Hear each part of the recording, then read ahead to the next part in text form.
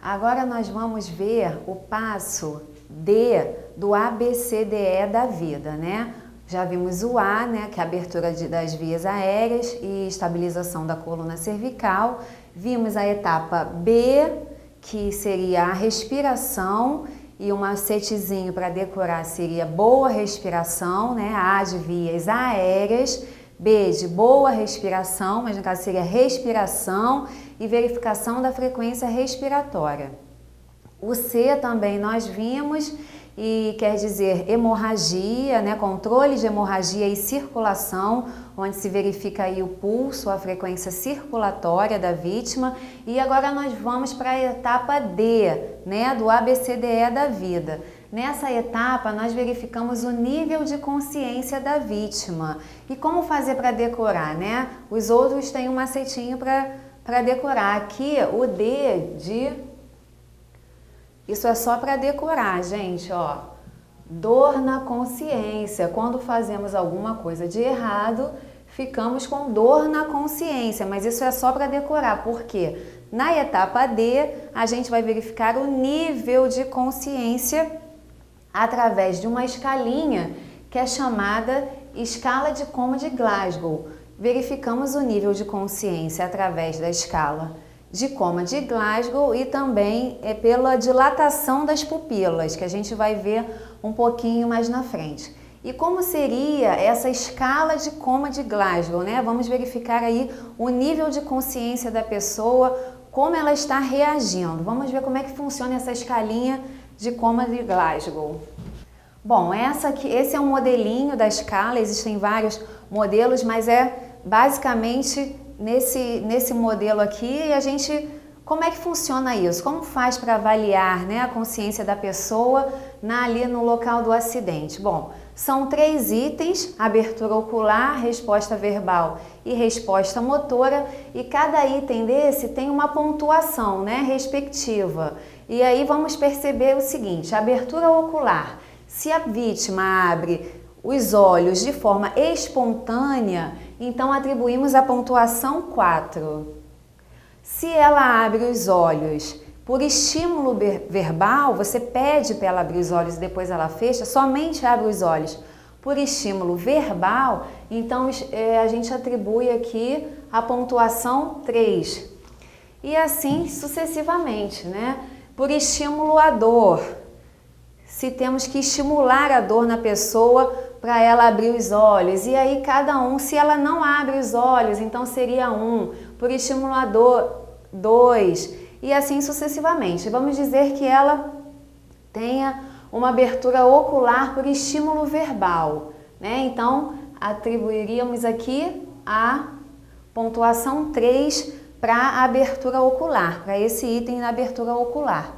E aí passamos para a resposta verbal. Fazemos perguntas, né? Qual o seu nome, o que aconteceu, e se ela está orientada, atribuímos o 5. Se ela está confusa, né? Responde de forma confusa, mas mesmo assim responde, então passamos aqui para a pontuação 4. E aí vai completando, tá, gente? Sem resposta, sons incompreensíveis. Vamos dizer que ela emitiu aqui sons incompreensíveis, então atribuímos a 2, a pontuação de número 2. E aí passamos para a resposta motora.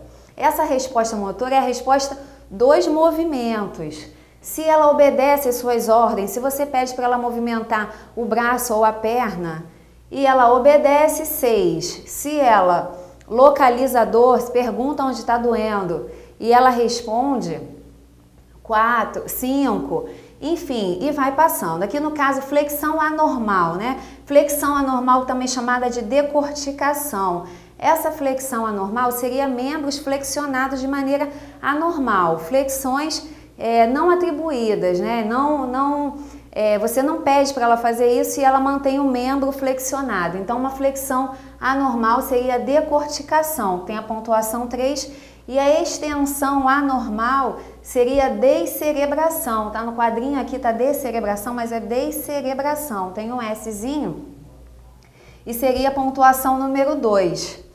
seria a mesma coisa que a flexão anormal, só que de forma contrária, ela estenderia, né? Seria um movimento de extensão do membro de maneira anormal. E aí é assim que funciona, gente. A gente passa aqui as pontuações, né? Em cada item, abertura ocular 3, resposta verbal 2. Vamos dizer que aqui ela reage à dor, mas não consegue localizar a dor. Ela reage, né? Ela reage, ela sente dor, mas não consegue saber onde está essa dor. Então seria a pontuação número 4. E aí soma-se essas pontuações, no caso aqui 3, 2, 5, 4, 9.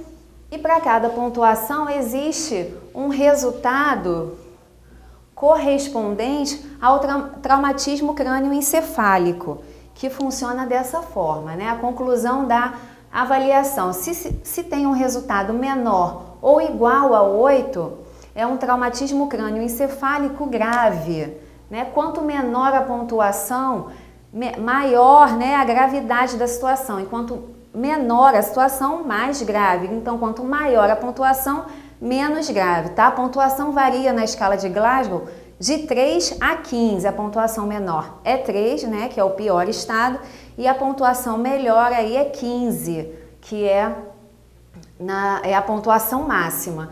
Então vamos lá, resultado menor ou igual a 8, traumatismo crânioencefálico grave, a vítima está em coma, o estado dela é muito grave. E o resultado compreendido entre 9 e 13, traumatismo crânioencefálico moderado.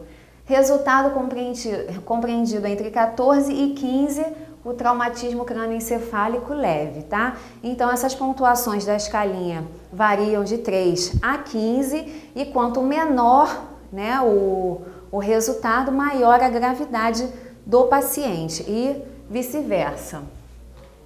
No nível de consciência também, avaliamos a dilatação da pupila. Devemos avaliar as pupilas, devemos acompanhar o tamanho das pupilas, a reação à luz, coloca-se uma luz para verificar o tamanho e a reação dessas pupilas e a simetria, se elas estão simétricas ou não. Dependendo do resultado, cada tipo, né, o tamanho e a simetria da pupila quer dizer uma lesão, né, específica. Vamos ver como é que funciona a avaliação das pupilas ainda dentro da etapa D do nível de consciência. Bom, vamos lá analisar as pupilas. No caso aqui, no primeiro caso, as pupilas estão contraídas. Quando as pupilas estão contraídas, chamamos de miose. Miose é a contração das pupilas, tá? Nesse primeiro caso, as pupilas estão contraídas. E o que quer dizer, o que pode representar essas pupilas contraídas? Seria uma lesão no sistema nervoso central ou abuso de drogas, excesso de drogas. Isso aqui é uma suspeita, né? Pode ser lesão no sistema nervoso central, pode ser o uso excessivo de drogas, mas as pupilas contraídas acontecem nesses casos aqui. Bom, aqui as pupilas estão assimétricas, uma pequena e uma grande, uma contraída e outra dilatada. Quando as pupilas estão nesse nível de assimetria, chamamos de pupilas anisocóricas. Anisocóricas, tem um izinho aqui. Tá? Anisocóricas ou anisocoria, tá? A anisocoria das pupilas ou pupilas anisocóricas. São pupilas assimétricas, uma contraída e outra dilatada. No caso das pupilas assimétricas, quais seriam as possíveis lesões?